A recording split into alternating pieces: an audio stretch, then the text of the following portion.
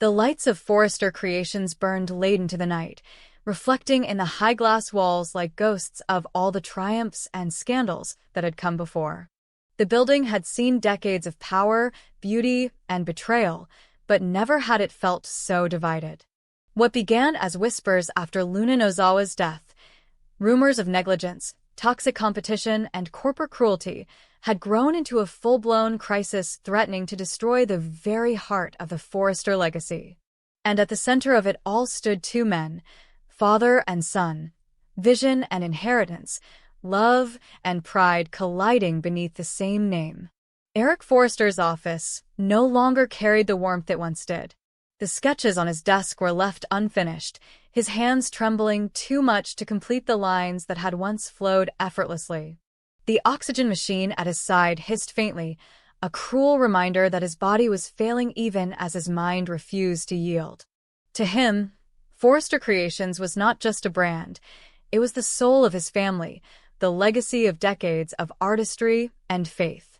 He believed that, even in an age of fast fashion and digital chaos, elegance still mattered. But to Ridge, who now bore the full weight of running the empire, sentiment was a luxury they could no longer afford. The scandal surrounding Luna had gutted their reputation. Investors were panicking, magazines questioned their ethics, and social media demanded accountability. Ridge had spent sleepless weeks on damage control, restructuring campaigns, issuing apologies, firing staff. But the numbers didn't lie. Sales were dropping, trust was eroding, and the board wanted blood. His solution was harsh but clear: Forrester needed transformation. The old way, his father's way, would not survive another season. He wanted new leadership, new partnerships, even if it meant selling partial control to an outside investor. Eric, upon hearing this, had called it sacrilege. Their argument had begun in hushed tones and ended in shouts that rattled the walls. "You can't sell our name to the highest bidder," Eric had rasped, clutching the edge of his desk. This company was built on family. Ridge, struggling between anger and anguish, fired back. "Family doesn't keep the lights on, Dad. Legacy doesn't pay for scandal. If we don't change, there won't be a Forrester Creations left to protect." The words had cut deeper than either expected. When Ridge left, the air between them was thick with unspoken fear. Fear of loss, of death, of being the one who finally broke what had endured generations. By morning, the boardroom was a battlefield. Shareholders had split into camps, those loyal to Eric's vision of tradition, and those who sided with Ridge's pragmatic ambition. Thomas and Steffi, once united, now stood on opposite ends. Thomas, still reeling from his own scandals, believed the family needed to embrace change to survive. "If we keep pretending nothing's wrong, we'll end up relics," he told his grandfather softly. But Steffi, loyal to Eric's principles, saw danger in modernization that traded artistry for greed. "You can't fix a soul by selling it," she countered. Each argument deepened the fracture. Into that fracture walked Bill Spencer. He arrived uninvited, his entrance marked by the confident weight of someone who could afford to knock on a collapsing empire's door. Bill's reputation as both savior and shark preceded him. His proposal was simple: Spencer Publications would invest heavily in Forrester Creations, absorbing its debt and securing its future. In exchange, Bill would receive substantial voting rights, enough to have a decisive voice in company direction. "You need stability," he told Ridge, his tone deceptively calm. "And I'm offering you the kind of protection no one else can. My name still means power in this town." Then, leaning closer, he added, "You can keep designing dreams while I make sure you can afford to." Ridge knew a trap when he saw one. Bill's offer was not a lifeline, it was a leash. But the boardroom was restless, and desperation had a way of turning poison into temptation. Brooke, caught between the two men who had shaped her life in different ways, felt her chest tighten. She had seen this play before. Bill's charm masking calculation, Ridge's pride masking fear. "If we let Bill in," she warned quietly, "we won't get Forrester Creations back. It'll become another division of Spencer Publications, a trophy, not a home." Ridge knew she was right. But when he looked at the balance sheets, he saw another truth. Without intervention, they wouldn't survive the next quarter. Meanwhile, Eric's health began to deteriorate. The stress of the power struggle was killing him. His breathing became shallow, his focus dimming. Yet, when the night of the decisive shareholder vote arrived, he insisted on attending. "This is my family," he said, refusing the doctor's plea to rest. "I will see how it ends." Steffi tried to convince him otherwise, tears in her eyes. "Granddad, please. This isn't worth your life." But Eric's hand, frail but steady, reached for hers. "Everything I am is in that company. If I leave it tonight, I leave it on my terms." The boardroom that evening was charged with unease. Outside, rain lashed against the glass walls. Inside, history waited to be rewritten. Ridge stood at the head of the table, his expression unreadable. Eric sat near him, wrapped in a blanket, his face pale but his eyes sharp. Bill occupied a seat opposite them, his presence heavy with silent power. Brooke hovered near the door, torn between hope and dread. Thomas fidgeted, Steffi stared straight ahead, and Carter, the company's attorney, prepared the final documents. As the discussion began, voices clashed like thunder. Ridge laid out his plan for restructuring, emphasizing innovation, rebranding, global expansion. Eric interrupted him midway, his voice frail but firm. "You talk about expansion, Ridge, but what you mean is surrender. You'd trade our soul for a quarterly report." Ridge exhaled sharply, frustration edging into grief. "And you'd rather watch everything burn than adapt. You think I don't love this company? I'm trying to save it." The room fell silent, every eye shifting between them, father and son, two eras colliding in a single breath. Bill broke the silence with smooth precision. "Perhaps you're both right. Forrester Creations has a legacy worth saving and a future worth building. That's why I'm here." He slid the contract across the table. "Sign this partnership, and both your visions can coexist, my capital, your craftsmanship. The family name will live on." Eric's hand trembled as he reached for the papers. Brooke stepped forward. "Don't," she whispered. "He doesn't care about your name, Eric. He cares about owning it." And then it happened, the moment when the storm outside seemed to move indoors. Eric tried to respond, to tell her he understood, but the words caught in his throat. His chest tightened, his hand fell limp against the table, and within seconds, the room erupted in chaos. Ridge rushed to his side, shouting for help. Brooke screamed his name. Bill stood frozen, the deal forgotten. Thomas called for an ambulance, Steffi sobbed, and the oxygen machine's hiss became the only sound. Eric Forrester had collapsed in the very room where his family's fate was being decided. In the hours that followed, the boardroom transformed into a hospital waiting room in disguise. Paramedics worked quickly, their voices calm but grim. Eric was rushed to intensive care, leaving behind only the echo of his final argument. Ridge followed in silence, his face pale, his hands streaked with the ink of the unsigned contract. Bill lingered in the corridor, his expression unreadable. Some whispered that the stress had killed Eric, others suspected something darker. Did someone push him too far? Carter asked under his breath. The question hung heavy, unanswered. When the doctors emerged hours later, their expressions told the story. Eric's condition was critical. Ridge sat by his father's bedside that night, watching the rise and fall of his breathing. For the first time in years, the anger drained away. All that remained was love, raw, complicated, desperate. "I didn't mean to break it," Ridge whispered. "I just didn't know how to fix it." Eric's hand moved slightly, as though he understood. The next morning, news of Eric's collapse reached every corner of Los Angeles. Bill moved swiftly, offering to postpone the vote, out of respect. Brooke, though grateful for the gesture, knew better than to trust him. She confronted him privately. "You see opportunity in every tragedy," she said. Bill smiled faintly. "I see reality. If Ridge can't lead and Eric can't recover, someone has to keep Forrester from falling apart. Better me than the vultures circling outside." "You are the vulture," Brooke hissed. "And someday someone will finally see that." But as she walked away, She couldn't shake the dread that he was right. In the following days, alliances shifted like sand. Thomas, feeling guilt over his role in dividing the family, sided with Ridge to block Bill's deal. Steffi, meanwhile, took on her grandfather's mantle, vowing to protect the company's integrity. If Forrester Creations dies, she told the staff in a quiet meeting, it won't be because we forgot how to create. It'll be because we forgot who we are. Her speech reignited something fragile yet powerful, a sense of unity that money couldn't buy. But Eric's condition cast a shadow over everything. Doctors warned Ridge that recovery was uncertain. The patriarch's heart was weak, his body failing.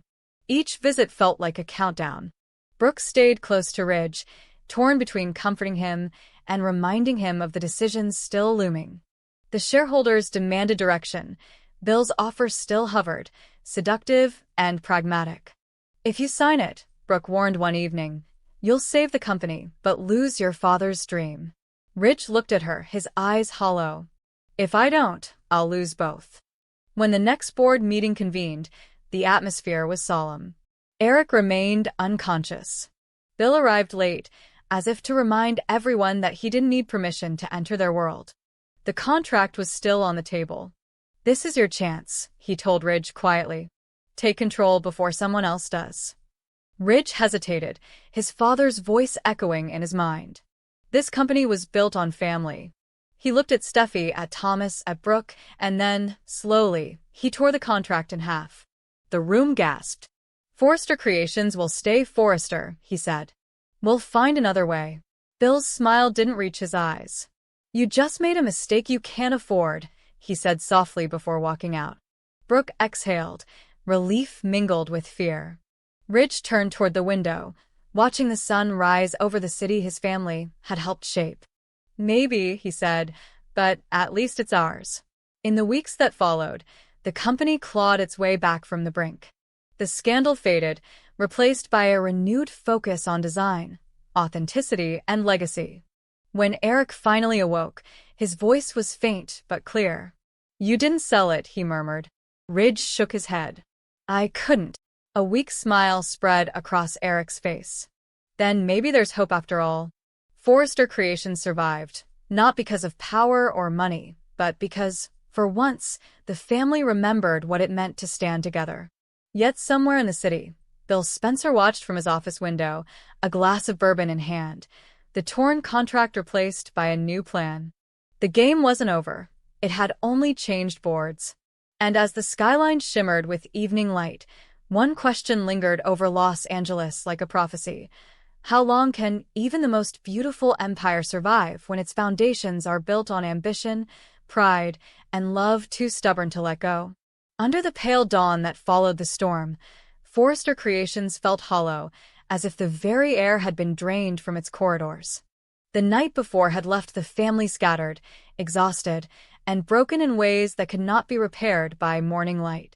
Eric Forrester lay in the intensive care unit, motionless beneath the low hum of machines that were doing what his heart could no longer manage on its own. The man who had built an empire of fabric and dreams had finally reached the moment when even his will could not fight the limits of flesh. For Ridge, watching through the glass, time seemed to have stopped somewhere between guilt and disbelief. The doctor's words were simple but unendurable. Eric's heart had weakened beyond recovery. The stress of the boardroom, the relentless strain of protecting the company he loved, had been too much. They could keep him comfortable, but there would be no miracle. Ridge heard himself nod, but the sound of his father's labored breathing was louder than anything else in the world. In that instant, every argument they had ever had collapsed into silence.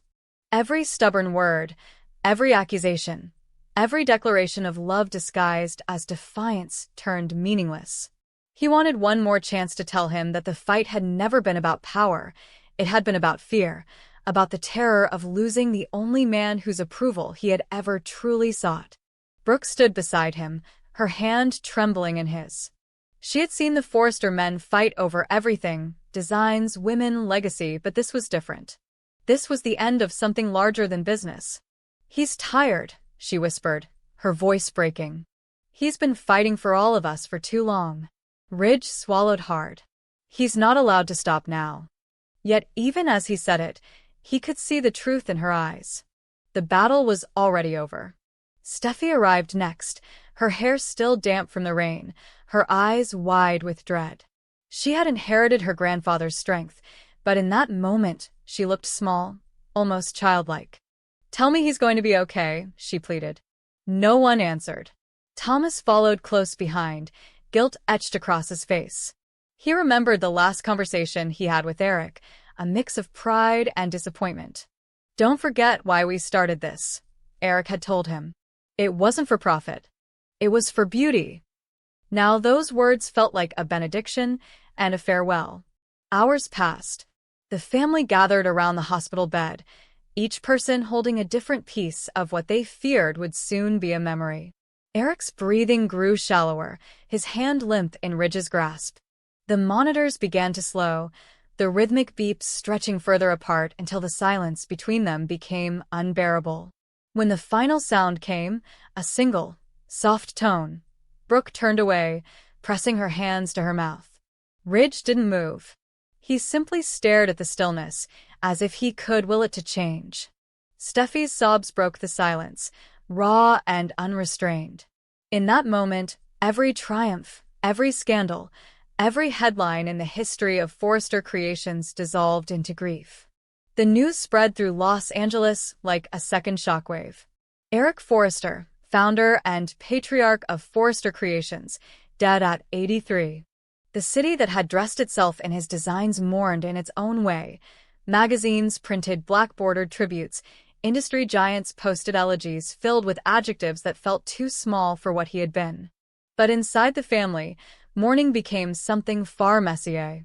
Ridge refused to leave the hospital for days, convinced that he could somehow still finish what his father had started. Brooke tried to hold the family together, moving between him, Steffi, and Thomas like someone patching a ship that refused to stay afloat. Bill Spencer watched it all unfold from his office window, the city glittering below him like a chessboard. He had not wanted Eric dead, not exactly, but he understood opportunity when he saw it. Forrester Creations, leaderless and vulnerable, was ripe for the taking. Within hours of the announcement, he issued a public statement offering financial and logistical support to the grieving family. Behind closed doors, his lawyers began drafting acquisition papers. "Compassion," he said to his assistant with a thin smile, "is just good business." At Forrester headquarters, the board convened again, this time in mourning clothes. The air smelled faintly of lilies from the arrangements that had already begun arriving. Carter read Eric's will aloud, his voice steady but strained. The company would remain in family hands, split equally between Ridge, Steffi, and Thomas, but no single person was granted controlling power. "He wanted unity," Carter said softly. Ridge stared at the document, feeling the irony burn in his chest. Unity had been the one thing they could never manage while he was alive. How could they find it now, without the man who had been their center? The funeral was a blur of black suits, white flowers, and whispered condolences. Designers, editors, old friends, all came to pay respects to the man who had defined elegance for half a century. Ridge stood beside the casket, every handshake feeling like a transaction, every word of comfort sounding hollow. When it was over, and the guests had drifted away, he lingered at the grave long after sunset. Brooke approached quietly, wrapping her arms around him. "He knew you loved him," she said. Ridge's voice cracked. "But he didn't know I understood him. Not until now." In the weeks that followed, the family tried to move forward, but grief has a way of reshaping everything it touches.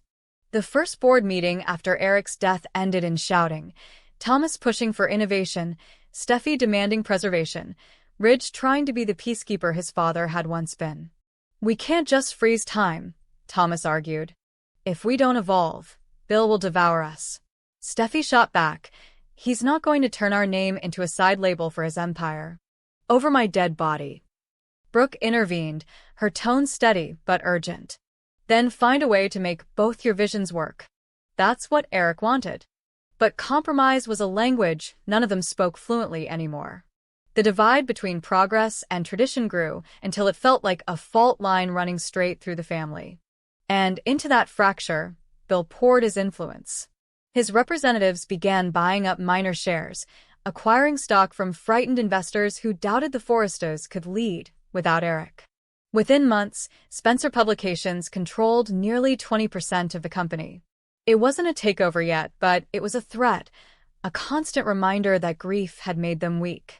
Ridge, watching the numbers shift on the quarterly reports, began to see what his father had tried to tell him. Forrester Creations had never survived because of strategy or marketing. It had survived because of heart. Without Eric, that heart was faltering. Late one night, he walked through the empty design studio, stopping at his father's old drafting table. The last sketch Eric had drawn still lay there, a gown unfinished, the pencil lines light and deliberate. Ridge picked up the pencil and completed the curve of the fabric himself, his hand shaking. When he stepped back, the lines looked imperfect but alive. For the first time in months, he felt something close to peace. Meanwhile, Brooke became the quiet guardian of the family, navigating between Ridge's grief and Bill's pressure. Bill continued to appear at her door, sometimes offering help, sometimes thinly veiled propositions. "You don't have to carry all of this," he told her one evening. "Let me handle the business. Let Ridge grieve. You can't keep saving everyone." Brooke looked at him with weary defiance. "I don't need saving, Bill. And neither does this family." "You think that," he said softly, "because you don't know what's coming." And he was right in one way. The fashion world moved fast, too fast for mourning. Competitors sensed weakness. Contracts slipped through their fingers. When the next season's showcase approached, investors began to panic again. Steffi worked day and night to rebuild the creative team. Thomas redesigned entire collections from scratch, and Ridge threw himself into leadership as if sheer effort could atone for everything. The show became more than business. It was a test of survival, a declaration that Forrester Creations still belonged to them. On the night of the presentation, the runway glowed beneath silver lights. The final piece, inspired by Eric's unfinished sketch, drew a standing ovation. In that moment, as applause filled the air, Ridge felt his father's presence more vividly than ever, not in the crowd, not in the past, but in the work itself. When he walked backstage, Steffi embraced him. "He would have been proud," she said. Ridge smiled faintly. "He is." But even triumph couldn't erase the shadow looming over them. Days later, Bill publicly announced his intention to pursue a strategic merger with Forrester Creations, citing their mutual creative vision. The press hailed it as inevitable, but inside the Forrester offices, it landed like a threat. Ridge gathered the family once more. "We can't let him win," he said. "Not after everything Dad built." Brooke nodded. "Then we fight, not with headlines, but with what he can't buy." And so they did. Slowly, deliberately, the Forresters reclaimed their footing. They turned grief into fuel, fear into defiance. Every design, every campaign, every stitch carried the memory of Eric's steady hands and his unwavering belief that beauty still mattered. When the next fiscal quarter ended, profits had risen, and Bill's leverage weakened. The company was fragile, but alive. One evening, as the sun set over Los Angeles, Ridge returned to his father's grave. He placed the latest issue of Ion Fashion on the stone. The headline read, "Forrester Creations Reborn. The Legacy Continues." He stood there for a long time, listening to the wind move through the trees. "You were right," he said quietly. "It was never about money. It was about family. And I finally understand." The world moved on, but the loss never left them. Eric's absence became the invisible thread running through everything they created, a reminder that even in death, he remained the soul of Forrester Creations. The company would stumble again, as it always had, but it would endure, because it carried his spirit in every design and every dream stitched into fabric. And in the quiet after the storm, the legacy he built began to breathe again, not as an empire of power, but as a living memory of love, ambition, and the fragile beauty of everything he had ever tried to protect.